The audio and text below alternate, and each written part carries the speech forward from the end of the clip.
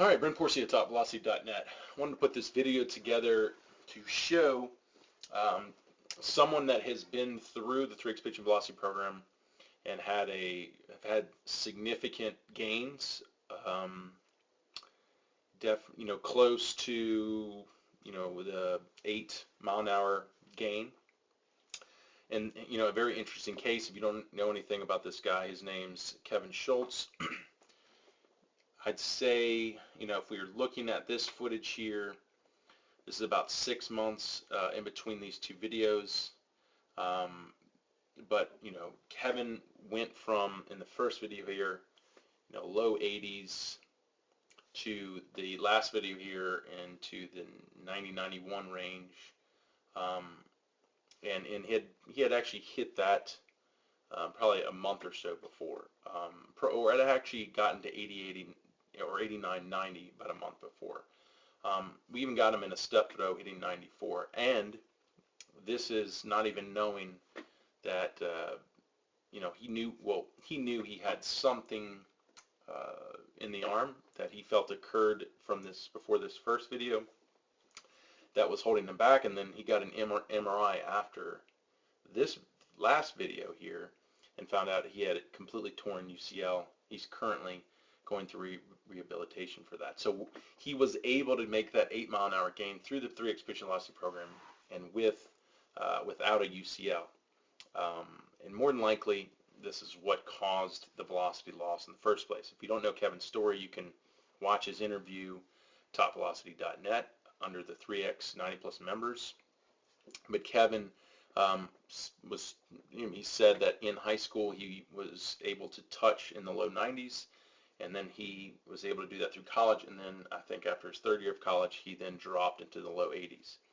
It was a pretty good indication that that's probably when he tore the UCL, and then came to got into the 3x pitch and velocity programs after he graduated from college, and then was able to go into the 90s again without the UCL. So now he's currently in the process of now reconstructing the UCL, rehabilitating it, and then getting back to where he was in this video to see now where he'll go from that level.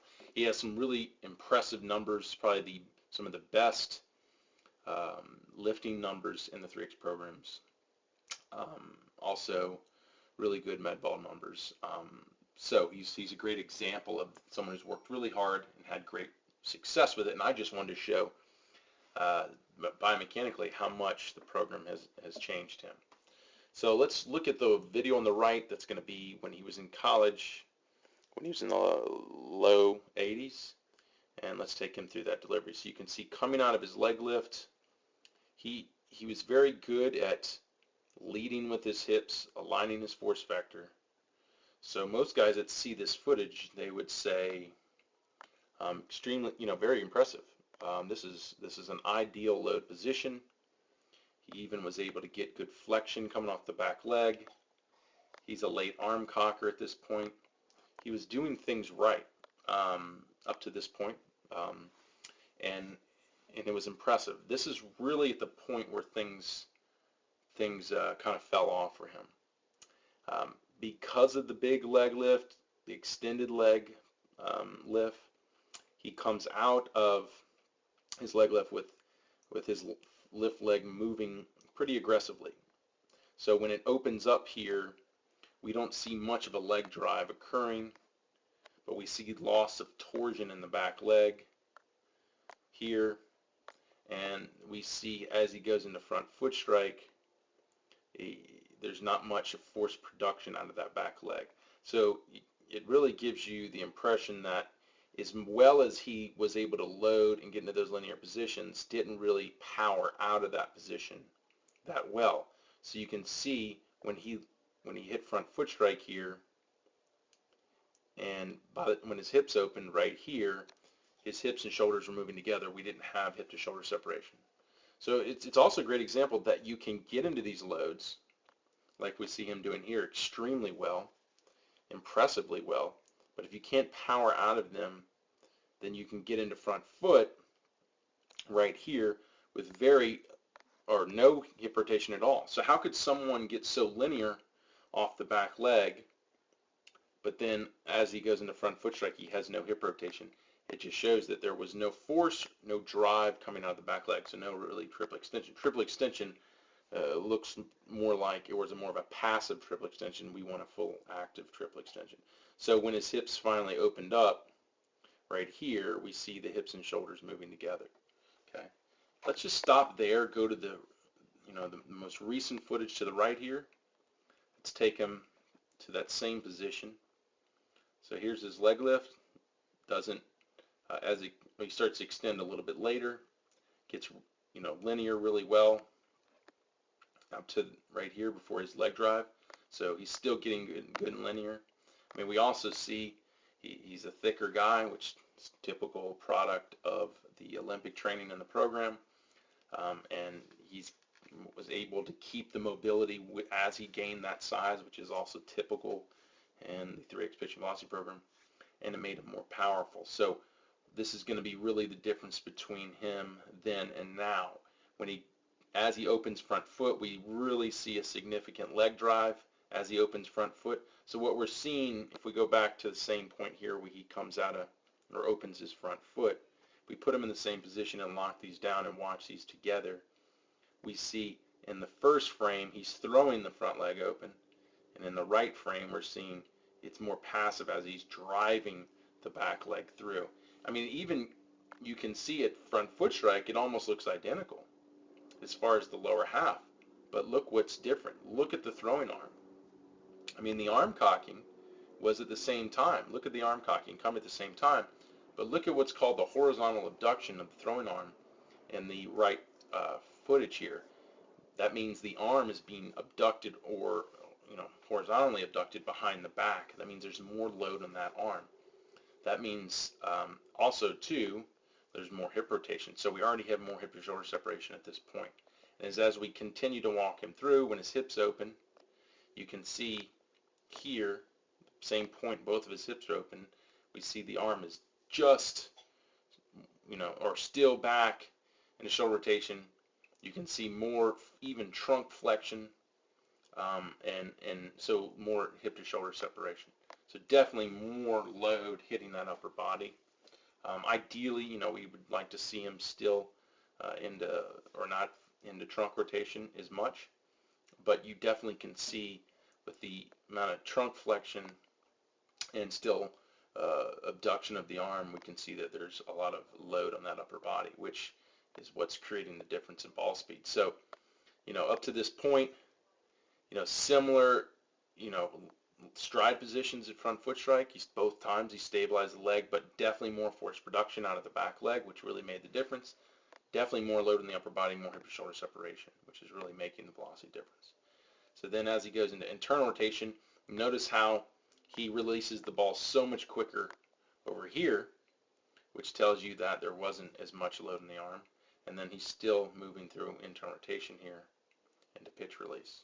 He gets more front leg extension over here than he does over here, which would really be a good place for him to pick up ball speed. But because he had so much force coming through the back leg and he stabilized the front leg, still was able to get the hips and shoulders to separate and load the upper body well.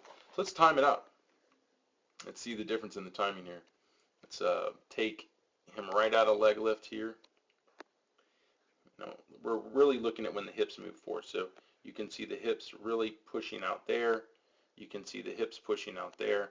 So it's the same time as far as the hips pushing out. Let's put the clock on it. Let's take him to front foot strike here. Let's take him to front foot strike here. Okay.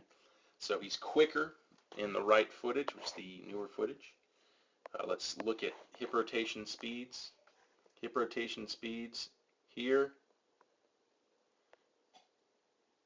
is 0.08.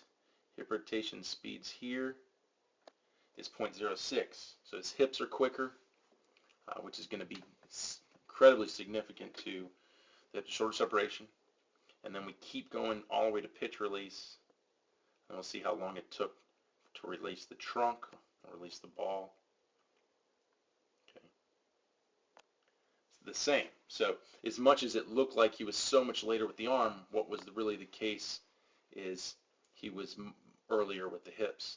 So the back leg drive um, being more significant as far as force production, allowed his hips to open earlier, which created more separation from hips and shoulders because the shoulders released at the same time.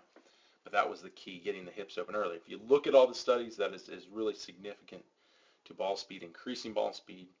And this is a great example of the value of what the 3x pitch velocity program can do.